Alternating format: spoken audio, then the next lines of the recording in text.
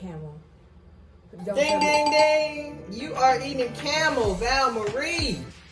So we have one more thing for Val Marie to try. It is not a burger, ladies and gentlemen. Not a burger. No. So what is it?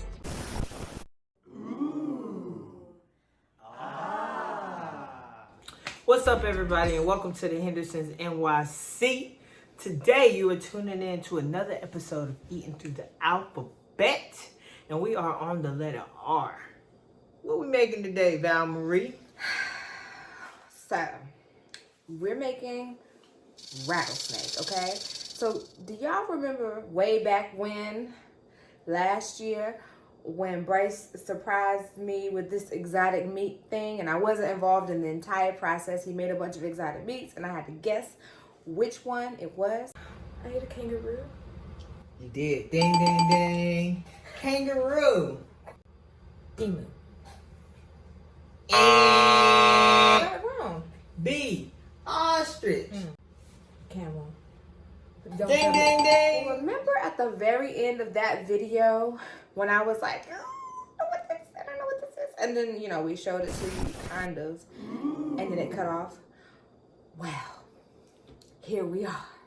It was rattlesnake. Yes, it was rattlesnake. So, you did get to taste the rattlesnake. I did. In that video, right? Go ahead. I'm so scared. What is it? I did, but I thought it was worms. Chew. That's why I was so kind of like, oh my gosh, it was like little strands, and I was like, oh no, it's worms mixed in rice, and I couldn't tell it. So anyways, and then there was bacon in it too. I know for sure that is bacon. Yep, that's bacon. What's this? I was like, I didn't But it was couldn't tell good. the difference, and then it was good. It was good, but I think it was a mental thing, and like I looked at it and I was like, it's a mystery meat, gotta be worms. I don't know why. Protein.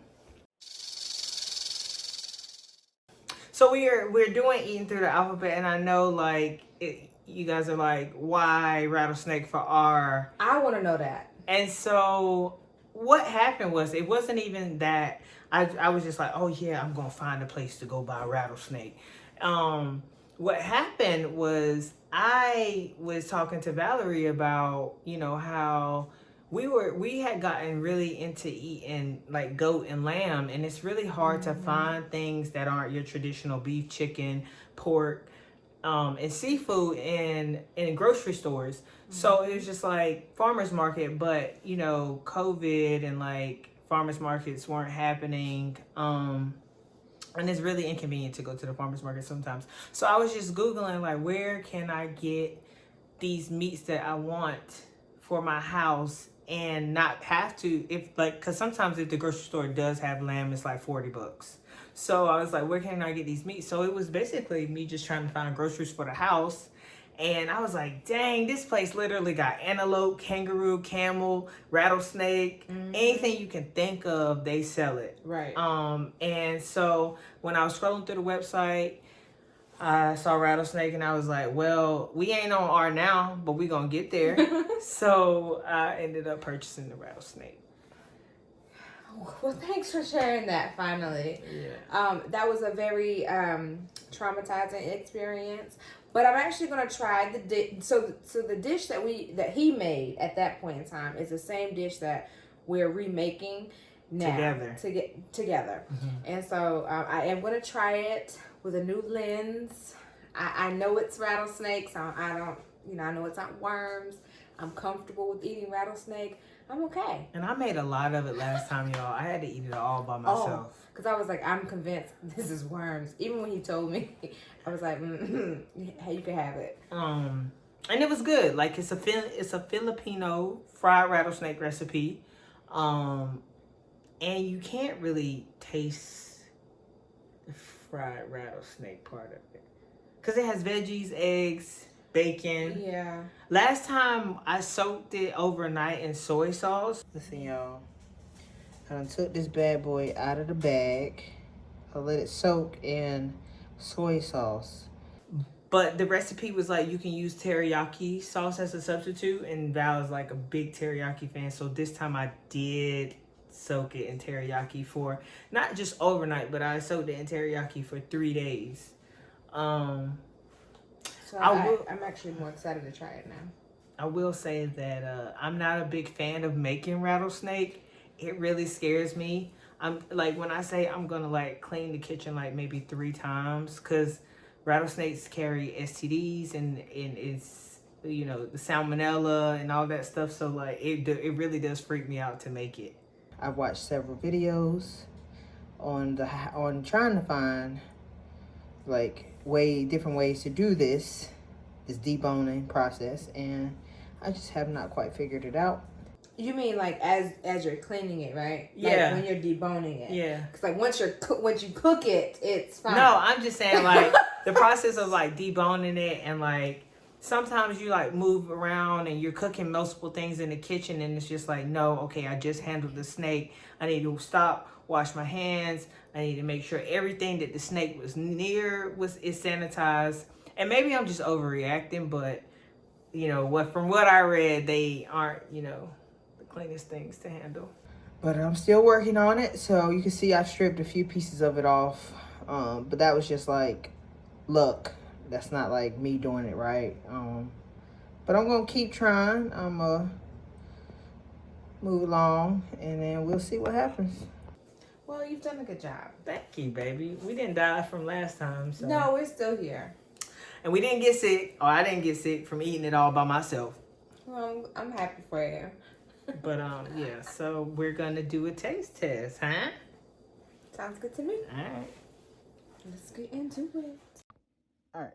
So last time I made this, you know, I showed video of me, and I had marinated the snake, and I was like, I'm struggling to debone the snake. And this time I still struggle. All right, so y'all didn't see me help at all last time because guess what? It was a mystery meat. You know what I'm saying?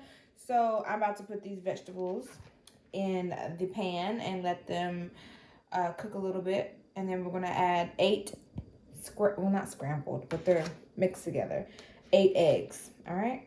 Cool. So we got some yellow peppers, green peppers, red peppers, and onions. Just sauteing until they get translucent and tender. After they get translucent and tender, then we're going to add in the 8 eggs that Val mentioned earlier. Okay, so the veggies have cooked for about 7 minutes, and they're starting to look how we want them to look. So I'm going to add the 8 eggs that we told you about. And now just stir until everything gets firm. And we'll see how that looks in just a minute.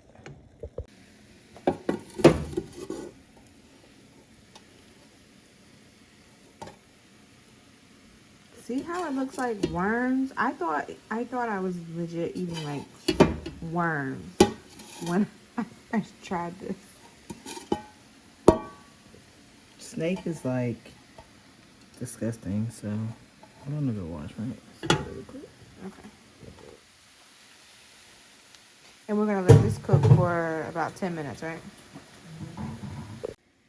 Breaking up the bacon for this. We're adding in yellow rice. Who made this bacon? Huh? Why it ain't crispy enough to just crumble? I asked you, did you want it crispy or not? And you said no, not too crispy. Because crispy to you means like this. Whatever. Look at that. But it breaks easy.